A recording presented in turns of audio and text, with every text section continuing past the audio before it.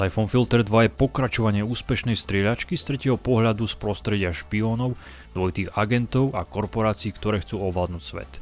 Opäť ho vytvorila spoločnosť Eidetic a v roku 2000 vydal štúdio Night and Nine.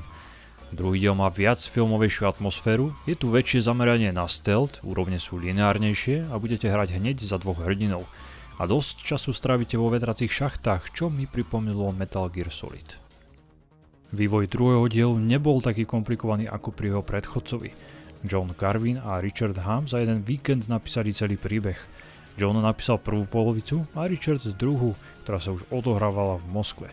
Túto víziu predali vývojárskému tímu, ktorý si po vydaní prvého dielu zobral týždeň voľno a potom sa vrhol na pokračovanie.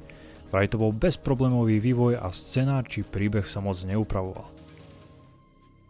Rok po prvom diele bolo na svete pokračovanie. Siphon Filter 2 vyšiel 14. marca roku 2000 v Severnej Amerike a v Európe až 20. júla. Z 29 recenzií mal priemer 81,5%, čo bolo viac než slušné. Väčšinou padajú osmičky a deviatky. Recenzenti písali, že dvojka predčila predchodcu a ak sa vám páčil prvý diel, pokračovanie vás bude tiež baviť. Do roku 2007 sa predalo 1,32 milióna kópií. Dnes si celú sériu môžete zahrať na PS5, ak máte aktivovaný premium účet. Konzola používa len emulátor a hra vypadá horšie, než keby ste ju spustili na PC cez DuckStation. Jedinou výhodou sú trofeje.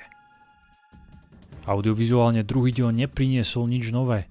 Stále vyzerá rovnako, no je tu menej dynamického svetla a autori z hry odstranili baterku, ktorou ste si svietili v temných častiach levelov. Cutscény sa dočkali ohromného zlepšenia. V jednotke to bola najslabšia časť hry, pretože vývojárom na to už nezostali peniaze. V druhom diele sú dlhšie a po každej misii čakajte kratší film, ktorý výborne buduje svet a atmosféru a predstavuje postavy. A aj kvôli toľkým cutscénám hra vyšla na dvoch diskoch. Zvukovo je na tom hra tiež veľmi dobre a aj hudbu som si užíval. Postavy vyzerajú trochu lepšie, no aj tak boli autori stále limitovaní výkonom PlayStation, preto ich hlavy vyzerali ako z Lega. Sami vývojári si z toho robili srandu, že nemohli ukázať tvár nejakej postavy z profilu, pretože bola plochá bez nosu. Na druhú stranu boli pyšní na to, že postavy otvárali počas reči ústa. Ovládanie ostalo krkolomné a ťažkopádne. Štvalo ma, že prestrelky neboli plynulé. Keď vaša postava zastane, niekedy ani nezačne strieľať a počas streľby z automatickej zbrane občas strieľať prestane. Celkovo som zo strieľania nemal dobrý pocit. Zameriavanie si požičali z Tomb Raider. Tam bolo automatické, no v Siphon Filter musíte podržať klavesu a označí sa vám nepriateľ. Autori pritom museli oddeliť spodnú a vrchnú časť postavy, aby mohol hráč počas behu mieriť a strieľať. Richard Hamm chcel, aby hráča zabila jedna či dve guľky, no to sa mu cez tým ani vydavateľa nepodarilo pretlačiť a museli urobiť hru ľahšiu. Závidel týmu Rainbow Six, že sa im podarilo túto mechaniku pretlačiť cez vydavateľa. Sám razil heslo podľa filmov Johna Woo, keď zastavíš, zomrieš. Vo viacerých leveloch v druhej hre sa nesmiete zastaviť a musíte sa kotúľať a tak sa dostať do bezpečia od nebezpečných snajperov alebo pri súboji s bossom. Jediná novinka v druhom diele bol lokálny multiplayer. Dvaja hráči mohli proti sebe strieľať v malej aréne. V tom čase som mal ku konzoli len jeden ovládač, takže mulťak sme nehrali. A nemali sme ani pamäťovú kartu, takže sme celú hru hrali na jeden záťah a vždy znova. To boli časy. Príbeh podľa autorov nebol až taký dôležitý a hlavná bola hrateľnosť a aby sa hráč v leveli bavil. Preto môžete nájsť v príbehu nejaké nejasnosti a niekedy pôsobí zmetenie. Je v ňom toľko zvratov a dvojitých agentov, že to nebudete stíhať spracovať. Aj tak ma príbeh bavil. Budete hrať za Gabriela Logana, tajného agenta, ktorého opäť nadoboval skvelý John Chekon. Pribudla druhá hrateľná postava Liang Xing. Tu ste v prvom diele mohli len počuť, keďže bola vaša partnerka vo vysielačke. Nahovorila ju Ava Fang, no v druhom a treťom diele to už bola Zoe Galvez. Hlas Zoe sa mi páčil oveľa viac. Druhý diel začína presne tam, kde skončil prvý. Záver bol otvorený a ak nechcete počuť spoilery, túto pasáž preskočte. Logan v Kazachstane zastavil odpálenie jadrovej rakety a zneškodnil Romera. Tým bola jeho misia úspešná. Získal disky, v ktorých neskôr našiel spojenie vírusu a agentúry, pre ktorú pracoval. Agentúra potom Logana a Lian označí za nepriateľa štátu a verejnosti povie, že sú to nebezpeční teroristi. Takže teraz po vás pôjdu úplne všetci, policajti, SWAT jednotky, agentúra a skutoční teroristi. V hre je preto trochu chaos a niekedy nebudete vedieť, koho môžete zabiť. Agentov a teroristov môžete, jednotky SWAT, vojakov a policajtov nie, tých musíte len omráčiť, inak hra skončí. Druhý diel som prešiel približne za 7 hodín. Nie je to moc a pocitovo mi prišiel kratší než prvý diel. Ten mi trval dohrať 10 hodín. Možno to bolo aj kvôli kratším misiám, ktoré boli veľmi lineárne a nie až tak otvorené ako pri prvom diele. A možno to bolo aj kvôli tomu, že druhý diel som kedysi dávno prešiel na prvom PlayStation. Bola to jedna z originálok, ktoré som na túto konzolu vlastnil. Ak hráte hru prvýkrát, čakajte herný čas okolo 10 až 12 hodín. Obťažnosť je o dosť menšia, no je tu viac stealth pasáží, ktoré môžete pokaziť, keď vás nepriatelia uvidia, ale level pôjdete od posledného checkpointu. Počet misií ostal, je ich 20 plus záverečný boss fight. Väčšina z nich je v interiéroch, alebo sa odohráva vonku za tmy. Tma autorom pomohla, pretože mohli nastaviť hmlu a hráč tak ďaleko pred seba nevidí. Vďaka tomu autori nemuseli tak pracne vytvárať pozadie a riešiť, čo uvidia hráči v diaľke. Levely vďaka tomu pôsobia oveľa väčšie, než v skutočnosti sú. V dlhej cutscene na začiatku si môžete všimnúť, že Lian kašle. Je nakazená vírusom, preto ju uniesie Morgan a helikoptérov ju prevezú do Farkom, kde jej doktorka Elsa Weisinger chce extraktovať z tela plazmu. Medzi tým Logan odchádza z Kazachstanu vojenským lietadlom C-130 do Arizony, aby sa tam stretol s Terezou Lipan. Na ceste tam lietadlo napadnú dve stíhačky F-22 a zostrelia ho. Logan spoločne s ostatnými musí núdzovo vyskočiť, no dôležité disky zostanú na palube. Padákom sa dostane niekde do hôr štátu Colorado a tam aj hra začína. Prvý level bude veľmi mrazivý. Začínať budete len s 9 mm pištoľou a nožom, no hneď pri úvodnom lete s padákom sa môžete dostať na plošinu, kde je schovaná skvelá H11. Ešte predtým, než stretnete prvých nepriateľov, môžete nájsť taser, ktorý je tiež veľmi dobre schovaný. S ním môžete rovno zapáliť armádu teroristov, ktorá sa na vás vrhne zo zasnežených kopcov. Inak v tejto misii budete hľadať svojich vojakov a poručíka Chance, ktorí prežili. Druhá úloha je nájsť transponder a spojiť sa s Terezou. Stále vás budú napadať teroristi z každej strany, aj z oblohy. Ale bavilo ma ich likvidovať ešte keď leteli padákom. Nie sú ťažkí, pretože nebudú mať ochrannú vestu a rýchlo ich zabijete. Až pri konci levelu prídu obrnenci, ktorých musíte rýchlo zabiť, inak oni zabijú vašich vojakov. Je tu ešte jeden secret pri vodopáde, kde tiež nájdete H11. Misia končí cliffhangerom, kedy na Logana zaútočí útočná helikoptéra a vy neviete, či prežil. V cutscene uvidíte tajnú radu a v tme sediaceho tajomného muža, ktorý to zdá sa všetko riadi. Druhú misiu hráte za Lian Xing, tá sa nachádza v leteckej základni McKenzie. Je pod vplyvom vírusu Siphon Filter, preto je dosť oslabená, no aj tak dokáže knockoutovať doktora. Musíte sa s ňou nepozorovane dostať cez stráže a získať adrenalín, aby sa nezosýpala a mohla sa dostať do bezpečia. Nemáte žiadnu zbraň, preto musíte nájsť svoje vybavenie a k tomu sa viac dozvedieť o tom, aké plány má agentúra. Lian zistí, že jednomu testovaciemu subjektu nakazenému vírusom zobrali plazmu a keď ho nepotrebovali, odpojili ho od prístrojov, ktoré ho držali nažive. Bol to Jonathan Fagan, jeden zo záporakov prvého dielu a CEO Farkomu.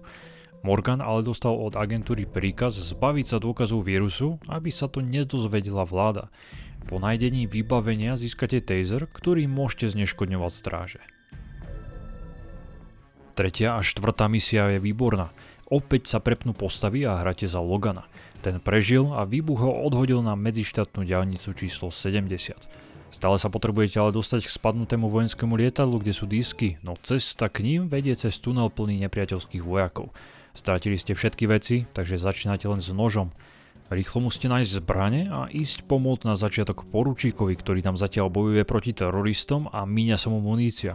Plameňobetom si upečiete nepriateľov a vonku pri hamroch ticho sejmete prechádzajúce hliadky. V ďalšom tuneli vypnete svetlo a budete kľúčkovať medzi slepými vojakmi. Je ich príliš veľa a nemôžete na seba pútať pozornosť. V štvrtej misii budete na dlhom moste. Zistíte, že ho zamínovali a chcú ho zničiť. Opäť viac menej stealth misia, keďže na začiatku nesmiete prezradiť svoju prítomnosť. Preplížite sa cez veliteľa a získate snajperku z nákladiaku. Potom musíte streliť dvojitý headshot. Využijete ešte neskôr pri jednej záchrane vojakov.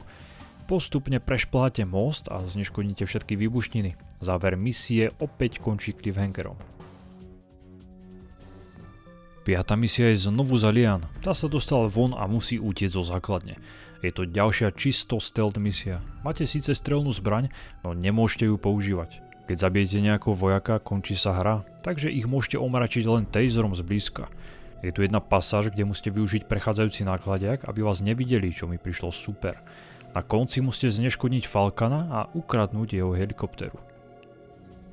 6. a 7. misia je na vlaku. Dá sa povedať, že to je ikonický level pre druhý diel a má jednu zvláštnosť. Vlak sa v podstate nehýbe, len okolie sa posúva.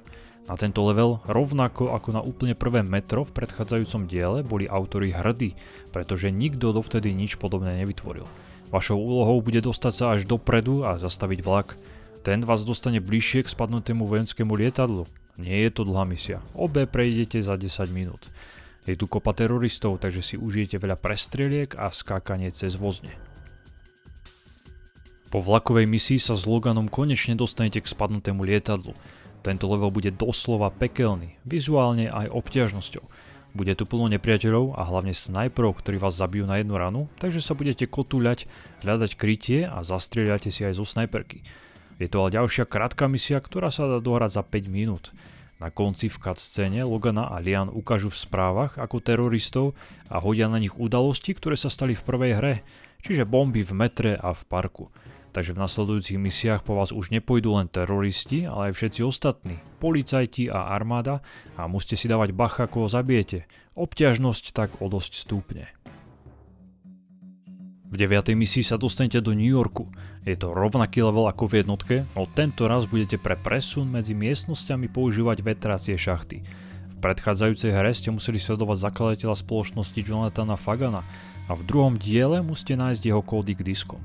Budú tu agenti spoločnosti, ktorých môžete zabiť a potom vojenská polícia, vaši bývalí parťáci, ktorí si myslia, že ste teroristi a tých môžete len omráčiť. Máte tu kušu, ktorú môžete využiť na tiché nesmrtiace zneškodnenie vojakov. Ak ich trafíte do hlavy, tak ich zabijete. Je to napísané aj v popise zbrane. Táto misia mi neprišla až taká zábavná. V nasledujúcej misii si zabojujete boss fight proti Morganovi. Mohli by ste ho zabiť hneď na začiatku strelou do hlavy, no v celom komplexe sú bomby a detonátor drží práve Morgan.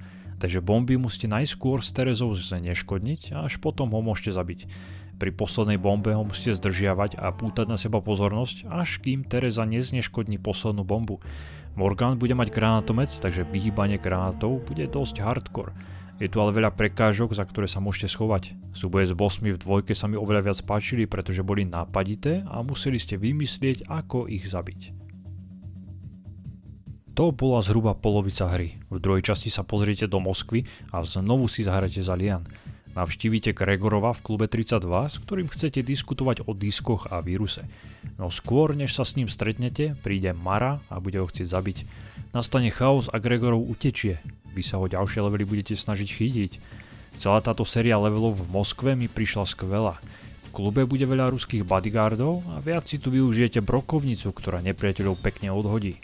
Neskôr sa do prestrelky zapojí aj miestna polícia a tu zabiť nemôžete. Druhý level sa odohráva v noci v zasneženej Moskve.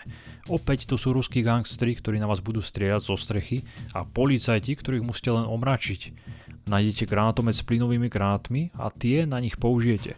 Tretí level bude v parku, moc to neuvidíte. Park je temný a osvetľuje ho len málo mestského osvetlenia. V jednej časti budete mať noktovizor a so snajperkou s tlmičom si pozabijete nič netušiacich gangstrov. V záverečnom 4. leveli si zabojujete boss fight proti Gregorovovi. Nemôžete ho zabiť, ale musíte prísť na to, ako ho omračiť. V 15. a 16. misii ste stále v Rusku, no tento raz sa pozriete do väznice Alir na Sibíri. Nejdem vám toho prezrádzať moc, len poviem, že musíte zachrániť jedného dôležitého človeka, ktorého idú poslať na elektrické kreslo. Zase si zahrajte za Lian, ktorá má oblečený neopren. Prvá misia je čisto stealth a nesmiete nikoho zabiť. Máte kušu a taser a vašou sekundárnou úlohou bude zachraňovať bité väzenkyne. Druhá misia je akčnejšia a už nebude vadiť, že všetkých postrieľate. Stealth pasáž bola výborná, no táto akčná časť sa mi až tak nepáčila. 17. misia je konečne za Logana. Dostanete sa do biologického laboratória agentúry v New Yorku, v ktorom musíte nájsť vakcínu pre Lian. Podobne ako na Sibíri, aj tu bude začiatok čisto stealth. Nesmú vás vidieť a je tu kamerový systém, ktorý sa nedá len tak prebehnúť. Máte síce biely plášť a vypadáte ako vedec, no nikoho svojim výzorom neošialite. Druhý level je akčný a napadnú vás obrnenci, ktorí sa nedajú zabiť, takže im musíte len utiecť. Je to podľa mňa najhorší level v hre, obťažnosť je veľmi vysoká a umelá inteligencia vojakov robí psie kusy. V posledných 3 leveloch ste stále v New Yorku. Sú to agenti nepriateľskej organizácie a SWAT jednotky, ktoré musíte chrániť. Ďalší level je v stokách, kde na vás pôjdu nekončiace vlny agresívnych agentov. Našťastie nebudú mať vesty, tak ich rýchlo zabijete. Bude z nich padať H11, čo je jediné dobré na tejto úrovni. Posledná časť sa odohráva na parkovisku proti bosákovi, ktorého identitu nejdem prezrazať, no prekvapilo ma, kto to bol. Finálny boss je obrnený a normálnymi zbraňami ho nemôžete zabiť, takže opäť musíte vymyslieť, ako s ním skoncovať. Koniec je otvorený a sám Logan povie, že to ešte neskončilo, tak sa hráči mohli tešiť na ďalší diel. A ja sa na tretí diel veľmi teším a na druhú trilógiu, ktorá vyšla na PlayStation 2. Aj druhý Siphon Filter odporúčam. Od prvého dielu sa nič moc nezmenilo, no obťažnosť trochu klesla a stále sa to veľmi dobre hrá. Má skvelú filmovú atmosféru a výborný dubbing. Ovládanie je dnes horšie a pomalšie, než na čo sme zvyknutí, no stále sa jedná o titul alebo skôr sériu z prvého PlayStation, ktorú by ste si mali zahrať.